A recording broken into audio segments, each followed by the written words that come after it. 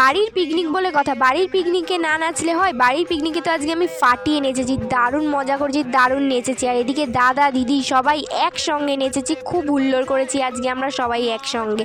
তারপর এদিকে বৌদি জ্বালিয়ে দিল উনুনে এখন শুরু হয়ে গেছে আমাদের রান্না।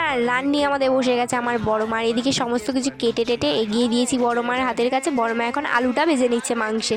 আর এদিকে মা চলে এসে আদা রসুনগুলো পেস্ট করতে, আর দিদি এসছে কফি করতে। আর এদিকে বড় মার অর্ধেক মাংসর ঝোল কষানো হয়ে গেছে, এবার খালি মাংসটা দেওয়ার পালা। আর বড় মা রান্না করে জাস্ট ফাটাফাটি, জানো তো বড় মার হাতের মাংসটা আমার খুব ভালো লাগে খেতে। বড় মা এদিকে মাংস কষাচ্ছে আর এত ভালো সেন্ট উঠছে, আমরা পাশ থেকে বলছি কখন দেবে খেতে, কখন দেবে।